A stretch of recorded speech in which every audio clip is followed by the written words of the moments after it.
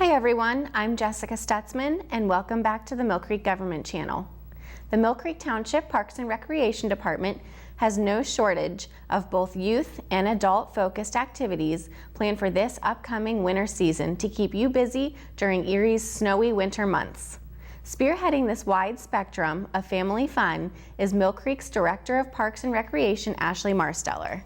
Ashley, thanks so much for joining us here today. Thanks a lot for having me back. Well, the first thing I want to talk about is the success of your Millcreek Art Show. And when the timing of the show comes out, the art show will have already happened. But the reason I want to talk about this so much is because, one, it is such a big success, and I want any artists in the community to have a full year time span to think about their artwork, think about their pieces, get them ready, and get them submitted to you. So the first thing is, how long has Millcreek Township held a community art show? This year that we've done it, so 2017 is the 51st year of our community's art show. It just all began with a group of volunteers that kind of got together and kind of made it their mission to create a show that really kind of showcased and put on display the talents of the artists and community members in our area. Mill Creek residents are wildly talented. There's really, you have no idea. Your neighbors, your friends, all have these hidden talents, and it's really great because a lot of them do participate and they come out and we put on actually, I think, a really wonderful show.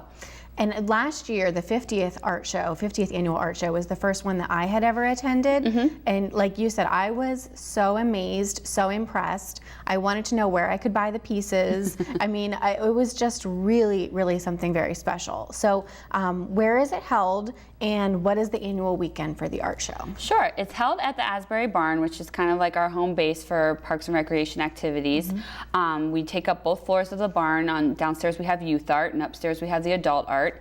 And it used to be always on Labor Day weekend, and that's kind of been throwing some people off, but we have moved it a little further back into the fall. So typically the show is open to the public the first weekend of November. Mm-hmm. And we did that to kind of try to encourage more students to get more youth art in so they could kind of get back to school and maybe focus on a project or try to get something done in time to show mm-hmm. it.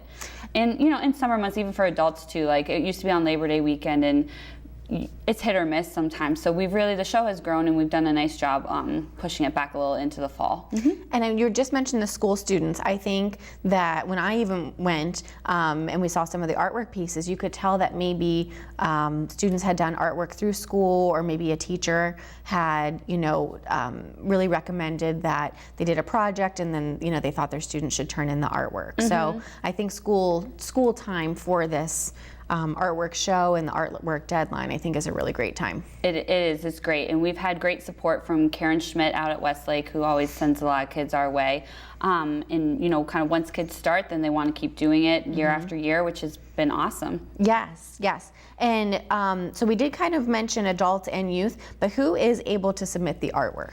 Pretty much any resident who lives in Mill Creek, again, youth or adult is fine. Anyone who owns property, anyone who owns a business in Mill Creek, we also will accept artwork from, or anyone who's enrolled in our recreational art classes through the township, they're also able to participate. Okay, so it's not limited to just Mill Creek Township residents. It's a wide variety, and like I said, all those stipulations, all those factors come into play.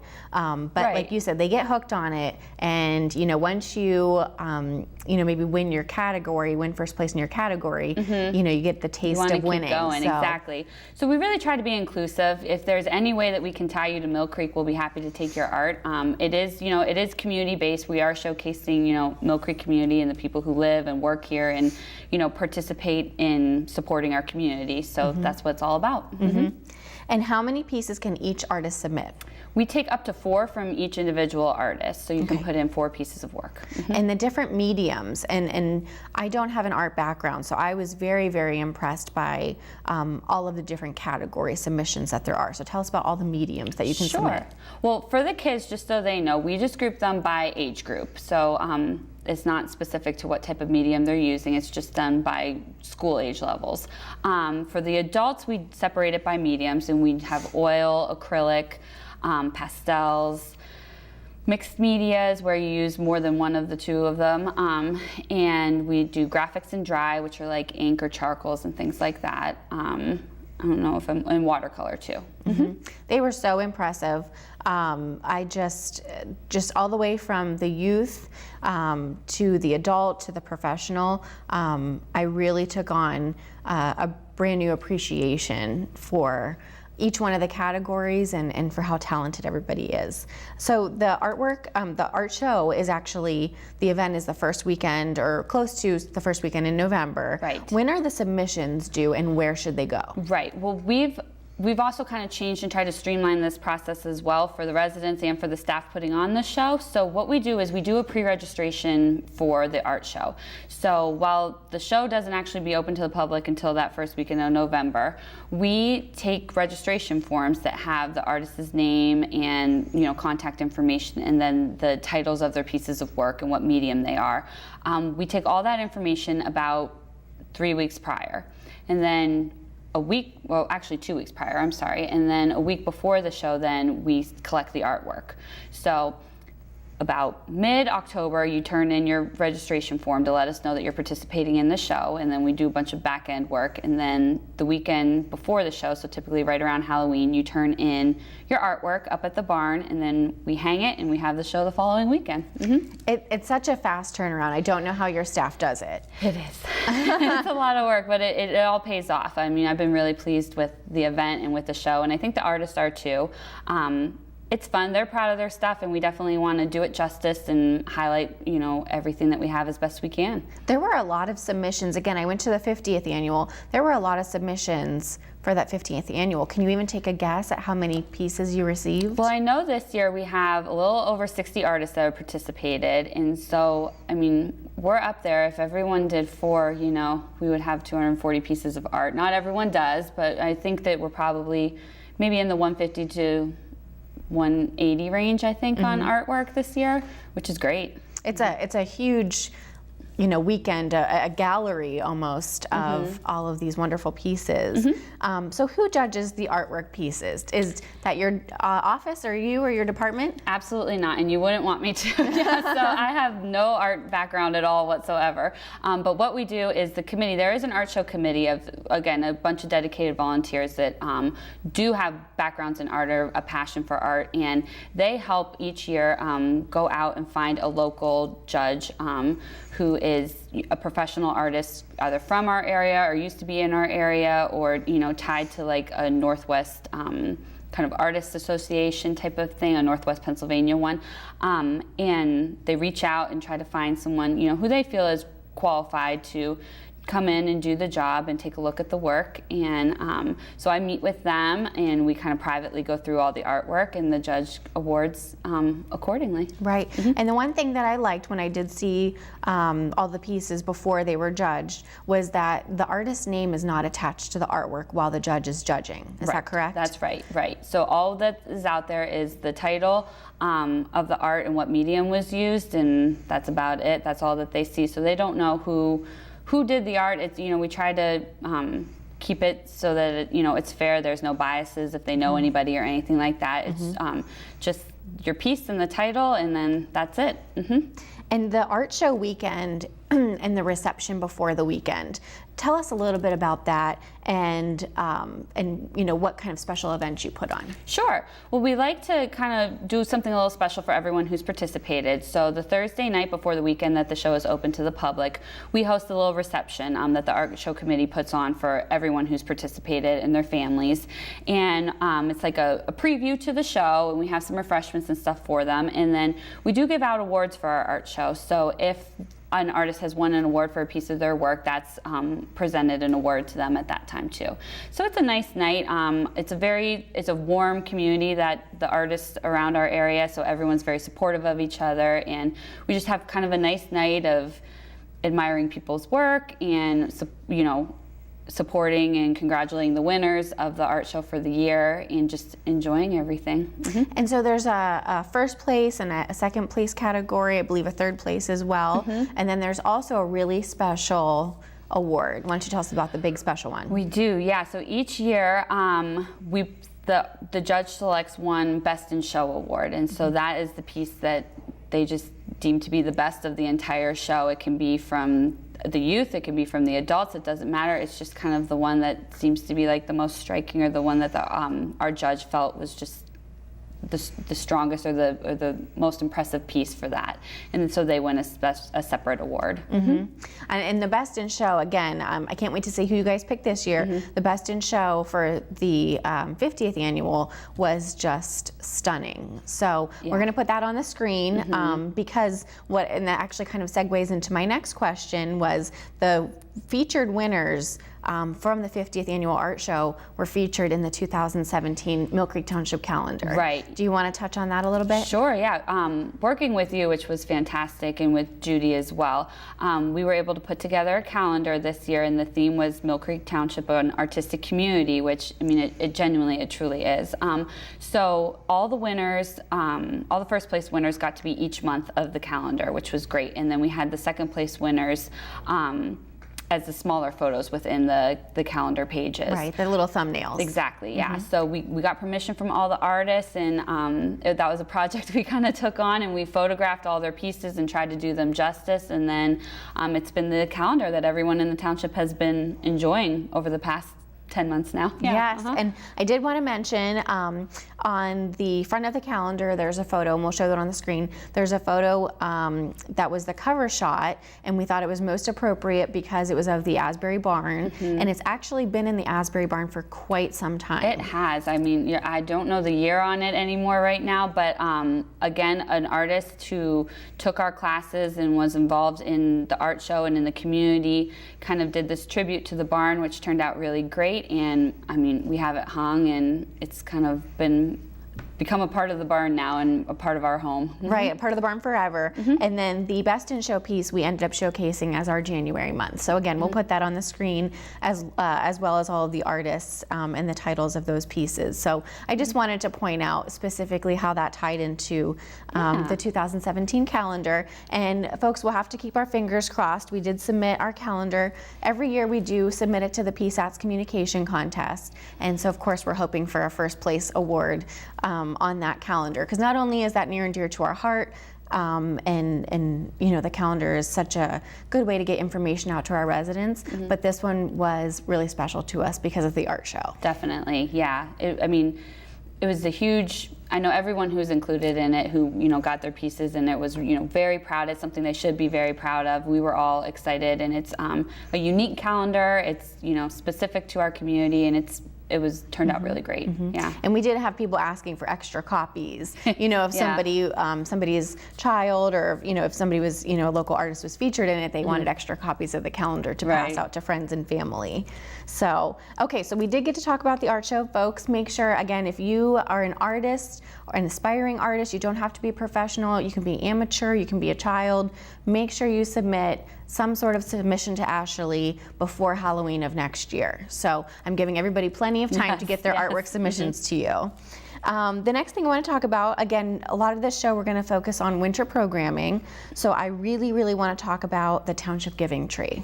Right. So what is the Millcreek Township Giving Tree, and when does it make its appearance? Sure, yeah. The Township Giving Tree is something that's been going on with Millcreek Township for a long time. The Parks and Recreation Department kind of has come in the past few years and helped be the ones to coordinate it and organize it.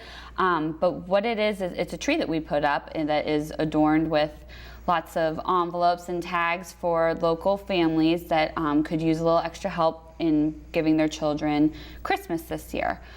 We reach out to the Millcreek School District elementary schools, and that's where we gather our names from, and they kind of submit us some lists of, again, families who are looking for a little extra support or a little help in the holiday season. And each year our residents really blow me away in their generosity, and it's been a highly successful thing, and it's really helped give people a special day. It has, and it is such a generous, kind, a kind and giving way to really support your local, community and family and children of the community who maybe don't have as much as you do. Sure. So where is it, and when does it come out for the season? Sure, yeah. We locate it each year right in the main entranceway of the Township building. So you walk in, you really can't miss it. It's right in front of our switchboard area. And we like to put it up, usually we try to get it up right before Thanksgiving so that all the Black Friday shoppers can maybe do a little extra, or or, you know, just so that people when they start their holiday shopping, they can maybe keep another family in mind as they're doing it. That's so wonderful. It should be up hopefully right before Thanksgiving. That's a good idea. So come right around Thanksgiving, you're going to see the giving tree. And how many local families and children benefit from this? Typically, we average around 200 families. 200 families. That is a large number of families that need help. It is, yeah, it is. And so, you know, some are single child homes, some have multiples, and that's all labeled on the envelope so you know what you're getting. But it is, you know, everyone kind of goes through different times in life, and some people maybe need a little support along the way. And so we've never had any envelopes left behind. Millcreek is very generous in that. All the envelopes always have been taken, and we do a really good job with that. And I will say too, like you said, there's no envelope left behind. It actually, I think, gets to the point where people come in looking for an envelope at the very end of the season, and there's none left to take, which I have to say is a good problem to have. It is, it sure is, yeah. And so you said the families are chosen by their schools, the elementary schools, and so these are all local families. It's going to go to, you know, Bell Valley, Chestnut Hill, you know, all of the local elementary schools. Exactly, yes, yeah. Okay. We work with those guidance counselors, and they kind of help. They know from their jobs as to, you know, helping identify who the families are and who could use the support, and they gather that information from their resources and kind of pass it along to us, along with some wish lists from those families. So it makes shopping easier and fun, yeah. And what are the age groups of the children that are usually on the tree? It can range. We get infants, you know, because it is the whole family that we accept. So, you know, infants pretty much to like middle school age typically is what's listed on our cards. So it's not just the child in elementary school, it's the family too. Okay, so somebody walks into the township, they see the tree right in front, and there's tags all over the tree, and on each tag, again, lists family A, family B, and it also has some other information. What's that other information on the tag that's gonna help them? Right, so really it's an envelope that's on the outside, and so for quick looking, you'll see how many how many tags are inside for each child that you're going to have, and the gender of that child and the age. So say you have an envelope, family A, and inside there's a boy who's 8 and a girl who's 6, and then that's what you know is going to be listed inside. So then inside the envelope we have these tags for each individual child, and again it has their gender, their age, it has the size shirt they wear, the size pants they wear, shoe size as well, and then it has a list of some maybe special requests they made, or you know, interests that they have. You know, if they're interested in art or dolls, or they're a big football fan or whatever, then they have that information listed too to help you shop. Okay, and I know we've both taken you know, names off the tree, tags off the tree. What do you think are, and I know you organize it, what do you think are the most asked for gifts by the children? A lot of time it's clothing items. I see a lot of winter coats on there, which, you know, is such an important thing. So, I mean, I always try to buy those, definitely. That's less of a gift than a necessity. Yeah, it is. It truly is. And then kids really are looking for, it's not necessarily always really toy-based. I mean, sometimes it's an interest that they have. I've seen a lot of kids who want art supplies, or I don't know, of course there are toy things too, like the Descendants is really big, and I had to even Google what that was. I know, so it's a lot, you know, there's a lot of different things that kids are interested in, but overwhelmingly it's clothing items and things like that are most important. Okay, so I find somebody on the tree who I find a family I want to take. What's the next step to finalize the process, and when are the gifts due?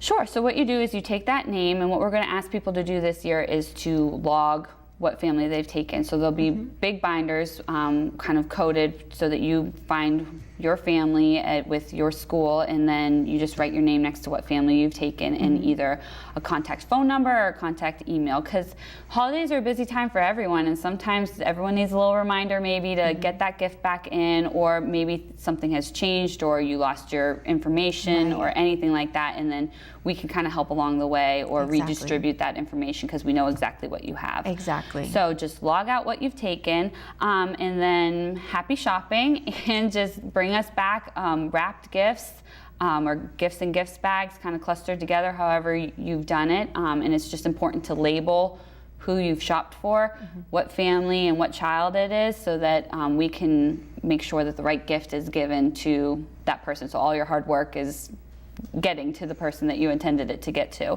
And we're looking for the gifts to come back kind of early, because we like to get everything organized and get things to the school. So we look for it around like December 11th. Okay, and that's probably, again, you guys are under a strict deadline with the school too, because the kids go on holiday break. Exactly. So you have to get it to the school before they leave. Right, yeah, we're all kind of Santa's helpers in this way. So we have to, get everything organized and make sure that, everything has come back to us and that we don't have any holes or anybody missing. And then we work with the school district to come pick it up and distribute it to the kids, so the parents can pick it up obviously before the holiday and have their Christmas set and ready to go. And so signing out their name in the binder is new, but that's a good organizational step. That's really going to help you guys. We hope so, yeah. And like I said, things get busy.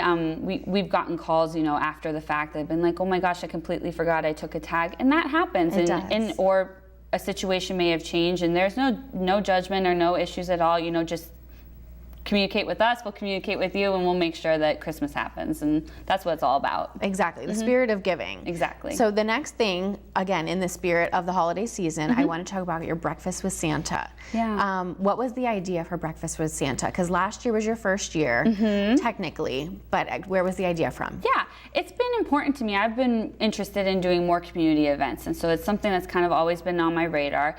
And my staff does a really great job decorating the barn every year. They do it out of just the joy of the holiday season, making it nice for the people who come to our programs during that time, making it nice for the rentals during that time. So the barn always looks so beautiful, and I was like, well, we need to do something here. Like, we should, open it up, get more people to recognize it or enjoy it with us. So I thought about doing this Breakfast with Santa. It's a pancake breakfast.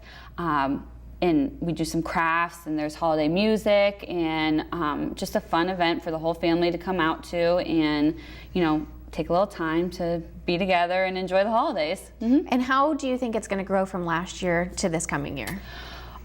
I hope as the first year, I know a lot of people that went gave us really positive feedback, like they enjoyed the event, their family, like the kids enjoyed it, the parents were really happy with it. So I hope that, word of mouth, that it grows, it spreads, and people continue to want to enjoy it and start looking for it as something, a part of their holiday traditions is the goal. And I know I volunteered at it myself. I tried to dress my husband and I up in matching elf costumes, I think was the attempt, but I'm sure he wasn't having it. So, but I volunteered, and so like you said, there were, coloring activities, and we wrote Santa a letter with our wish list, and we put together a little gingerbread house, and so there were a lot of different activities. So do you see the same activities happening? Yeah, we're going to bring back a lot of the same, and a couple more. Like the gingerbread houses were very popular, so we kind of have something similar with Christmas trees that they're going to be doing, which I think will be exciting.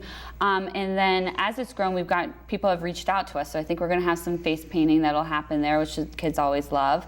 And then my adult dance program is really excited. They're doing a holiday dance for us. So they've been choreographing and working on costumes and everything. So we're going to have a little holiday dance performance too, which I think will be fun. I'm excited to see that as well. Do you have any special characters that show up at the event? Well, fingers crossed. We've been in communication, but I'm pretty sure we're going to get a sighting from good old Santa Claus and Mrs. Claus this year once again. So, perfect. Yeah. And last year, I will say, folks, we didn't get to see them, but we did hear the reindeer, their little pitter patter of their feet on the rooftop. We heard that sleigh land, and it was a lot of fun. It was. But it's great. Yeah, Santa's wonderful. It's wonderful photo ops for sure. Yes. And it's just a fun time. It is, and it is great to take your photo with Santa.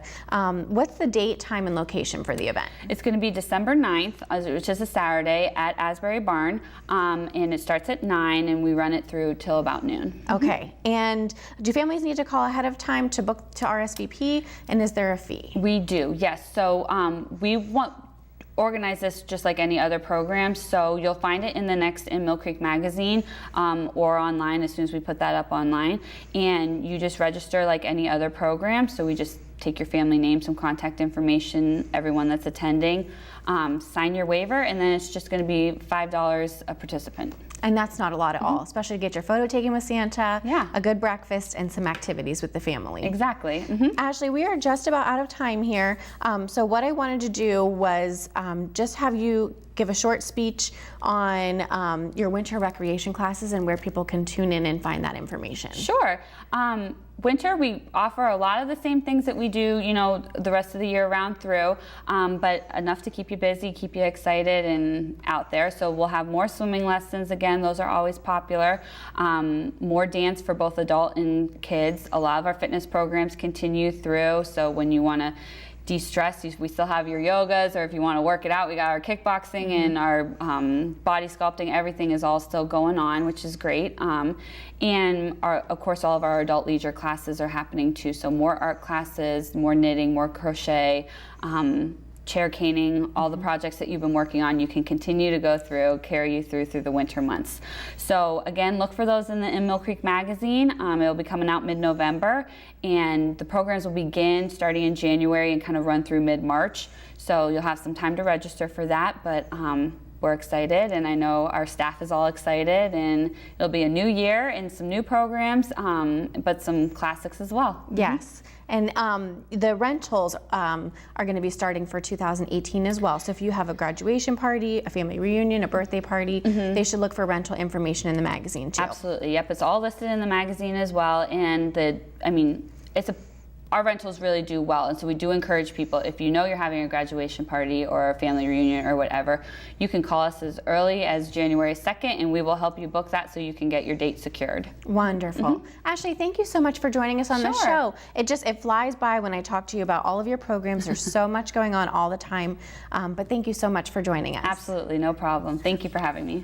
Folks, again, I just want to reiterate again what a success the Millcreek Art Show has been. If you have any art, paintings, anything that you want to submit, again, make sure to get that to Ashley, right around the Halloween time next year. The Millcreek Township Giving Tree is a wonderful way to sponsor a family in need in the community. And then again, we really want a good turnout for our Breakfast with Santa again. All of this information she has that we've talked about is not only available online, it's available in the Millcreek magazine and on her website. And again, one thing we didn't even touch on, but she always needs volunteers, and if you have any interest, she also has a Parks and Recreation committee that you can volunteer on as well. So folks, if you're interested, it's time to get involved with the Millcreek Township Parks and Recreation. Thank you so much for tuning into the Millcreek Government Channel, and until next time, have a great day.